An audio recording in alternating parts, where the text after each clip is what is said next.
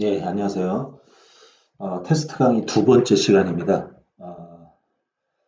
지난 시간에 이어서 계속해서 요 다항식과 관련된 부분을 한번 해보겠습니다. 테스트 강의라서 뭐 이거는 좀 길게 수업을 하긴 좀 어렵고요. 그냥 간단하게 좀 확인만 하는 그런 방향으로 진행을 하겠습니다.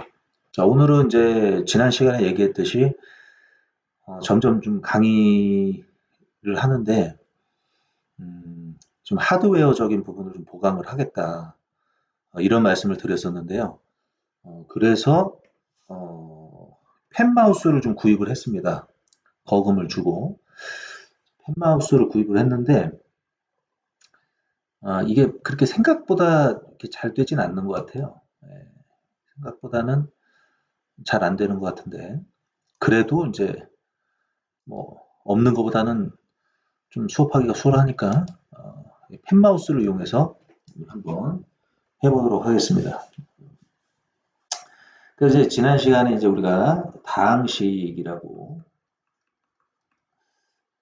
이제 좀 얘기를 했었죠. 그래서 이거는 이제 항이 여러 개 있다. 그래서 다항식이다. 그 다음에 이제 이 다항식하고 관련해서는 두 가지 용어가 나오는데 그 두 가지 용어가 뭐라고 그랬습니까? 차수라는 용어가 나오고 그 다음에 개수라는 용어가 나오죠. 차수하고 개수.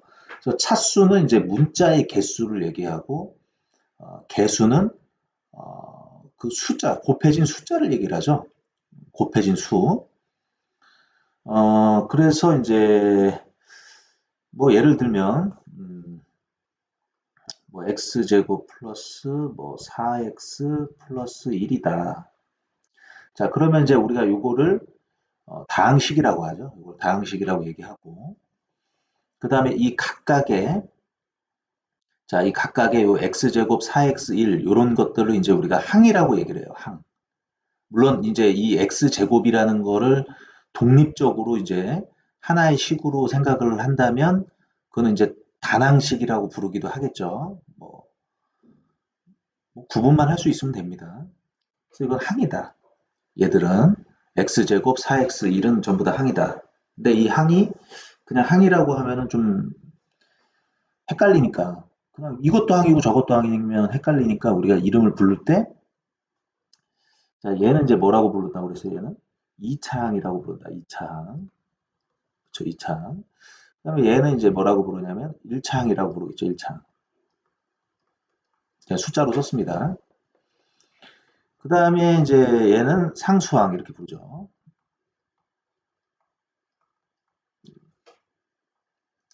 뭐 상수항은 이제 0차항이죠. 0차항. 뭐 이렇게 볼 수가 있습니다. 뭐 이제 이렇게 얘기를 할 수가 있고요. 아, 그리고 이 얘기를 지난 시간에 하진 않았는데 이 다항식은 이제 우리가 어, 2차 다항식이라고 부릅니다. 이거 2차 다항식. 우리가 다항식은 항이 아무리 여러 개 있어도 가장 높은 차수 있죠. 여기서 지금 가장 높은 차수가 2차죠. 2차 가장 높습니다. 그러면 이거는 2차 다항식이라고 부르는 거예요. 어, 그러니까 2차 말고도 1차도 있고 상수항도 있지만 그런 거 다 무시하고 가장 큰 것만 가지고 다항식의 차수를 얘기를 해줍니다. 그래서 이건 2차 다항식인 거죠. 어, 그러면 이제 요 1차항, 1차항이 이제 4x죠. 이 4x라는 항은 차수는 1이고 그다음에 개수는 얼마입니까? 개수는 4죠. 4가 곱해져 있으니까. 뭐 이런 것들 얘기를 했어요. 자, 그런데 오늘 이제 우리가 할 거 중에 뭐가 나오냐면은 여기 이제 보면은 내림차순이라는 게 나와요. 내림차순. 자, 내림차순. 자, 뭐라고 돼 있냐면 다항식을 정리할 때 이렇게 돼 있죠. 그러니까 다항식은 정리가 필요해요. 왜 다항식은 정리가 필요하냐면 항이 많으니까. 항이 많으니까 음? 그러니까 예를 들면 우리가 지금 저 2차 다항식 있잖아요. 이걸 만약에 이렇게 한번 써봅시다. 2차 다항식을 1 플러스 x제곱 플러스 4x 이렇게 만약에 다항식 이렇게 쓸 수도 있어요. 이렇게 쓰면 이상하잖아. 그죠? 뭔가 좀 그죠? 이게 뭔가 이렇게 정리가 안 되는 느낌이 들죠. 왜냐면 우리는 워낙에 이렇게 쓰는 거에 익숙하기 때문에. 그래서 이건 좀 정리가 안 됐다라는 그런 느낌이 들어요. 그게 왜 그러냐면 항이 여러 개 있기 때문에 그런 거죠. 그래서 여기서 이제 교과서에도 얘기하고 있지만 다항식을 정리할 때 그러니까 정리는 보통 이렇게 정리하죠. 보통 이렇게. 자, 한 문자에 대하여 차수가 높은 항부터 낮은 항의 순서로 나타내는 것을 뭐라고 부르냐면 내림차순이라고 얘기합니다. 내림차순. 자, 이거 내림차순이라고 얘기합니다. 근데 생각보다 잘 안 되네요. 이게 써지는 게. 이거 환불할 수도 있고 큰일 났네. 이거 다 뜯어가지고. 자, 아무튼 잘 안 써지는데. 자, 내림차순이라고 얘기를 해요. 반대로 이제 차수가 낮은 항부터 높은 항의 순으로 이렇게 하는 거를 이제 나타내는 거를 오름차순이라고 얘기합니다. 오름차순. 알겠죠? 어, 내림차순은 자 다시 차수가 높은 거에서 낮은 항으로. 잘 안 써져 이거. 자, 그러니까 지금 여기 x제곱 플러스 4x 플러스 1은 내림차순으로 정리가 이미 되어 있는 거죠. 이미 정리가 되어 있는 거고.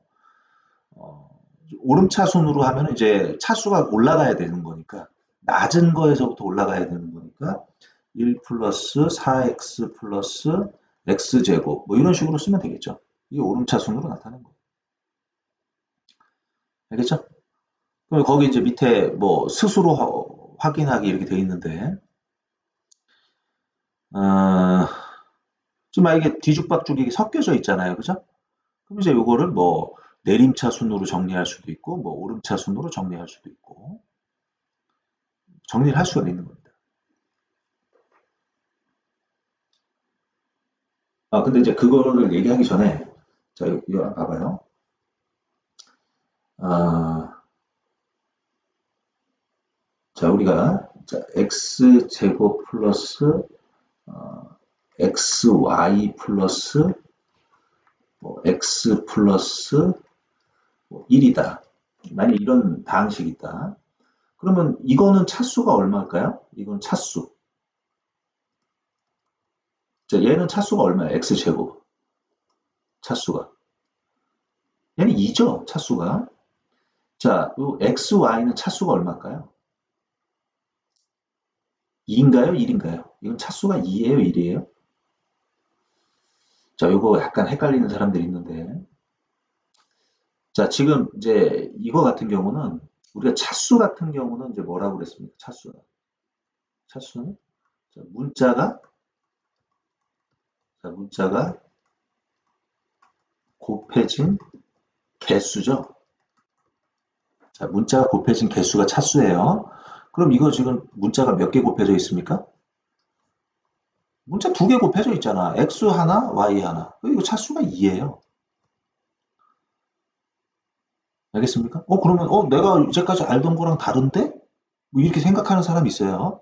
자, 그거 왜 그런 거냐면 자, 이거 그러니까 예를 들면은 이제 보통 지금 이거 강의를 보고 있는 친구들이 대부분 이거 차수 1 아니야? 이렇게 생각할 수 있는데 차수가 1이 아니냐 이렇게 생각할 수가 있는데 그거 왜 그런 거냐면 보통은 이제 다항식을 얘기할 때 이런 얘기를 써줍니다 앞에 x에 대한 다항식.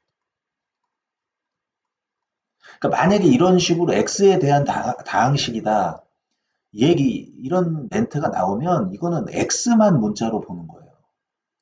x에 대한 다항식이다. 이런 말이 나오면 이건 x만을 문자로 보기 때문에 이건 이때는 1차라고 볼 수가 있는 거죠. 근데 만약에 이런 얘기가 없고 그냥 다항식 x제곱 플러스 xy 플러스 x 플러스 1 이렇게 얘기를 하면 이거는 x만 문자로 봐야 될 이유가 없어요. y도 x처럼 문자로 볼 수 있는 거거든요. 그렇게 되면 차수는 2가 되는 거죠. 특별한 얘기가 없으면. 정확하게 앞에 이런 멘트가 나와야 됩니다. 헷갈리지 않게. 알겠죠? 근데 여기서 봐봐. 여기서 끊어. 여기서 끊어봐요. 그냥 다항식이라고 그랬죠? 그냥 다항식 y 플러스 2 플러스 3x 플러스 x제곱 y 마이너스 뭐 x제곱 이렇게 되어 있잖아요. 자, 그럼 얘는 차수가 뭡니까? 차수 요 위에다 적어볼까요? 차수 1. 이건 차수 0. 왜냐면 상수니까. 상수는 0차항이라니까? 그럼 3x는 차수 얼마? 1. 그럼 x제곱 y는 뭐야? 차수가 3이죠, 3. 그 다음에 x제곱은 차수가 2입니다. 그냥 다항식이라고 했으니까. 만약에 이게 x에 대한 다항식이다 이런 얘기가 있으면, 만약에 이게 x에 대한 다항식이다 이런 얘기가 있었다. 자, 이쪽에다 좀 써볼까요? 이렇게 좀 섬세하게. 자, 이게 만약에 x에 대한 다항식이다. 만약 이런 표현이 있었다면, 만약에 이게 x에 대한 다항식이라는 표현이 있었다면 이 y의 차수는 뭐가 되겠어요? 0이 되는 거죠. 당연히 그 다음 2도 0이고 3x는 1이고 x제곱 y는 2고 x제곱은 2고 이런 식으로 차수는 좀 다르게 표시가 돼야 되겠죠.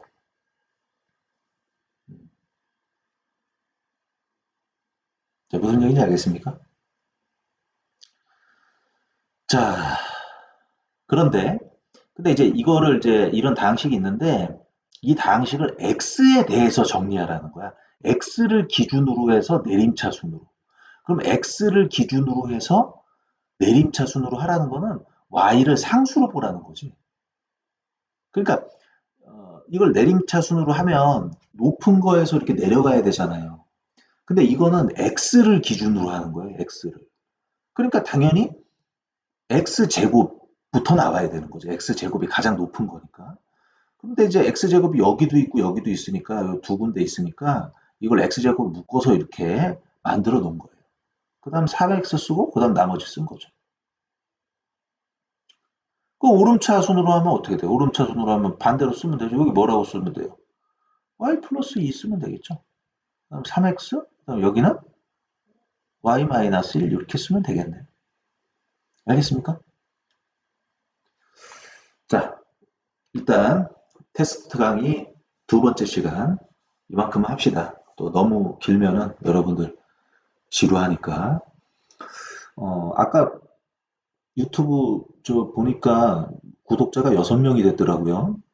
예, 그래도 좀 몇몇 학생들이 강의를 들은 것 같아요. 그러니까 원래 2명 있었습니다. 2명. 그 2명 중에 한 명이 선생님 딸이고, 그 원래 2명 있었는데 그 중에 한 명이 선생님 딸이고, 그 다음 한 명이 저예요. 제가 이게 구글 계정이 2개가 있거든요. 2개가 있어서 제가 제 거에다가 구독을 했습니다. 그래서 저희 딸하고 저하고 해서 2명이었는데 아까 보니까 6명 됐더라고요. 네, 누가 좀 눌러준 것 같아요. 그래서 기왕 뭐 기왕 뭐 테스트 강의지만 여러분들 들어온 김에 어, 구독, 좋아요 부탁드리겠습니다. 자, 아무튼 오늘 준비된 테스트 강의, 자, 두 번째 테스트 강의는 여기까지 하도록 하겠습니다. 대단히 감사합니다.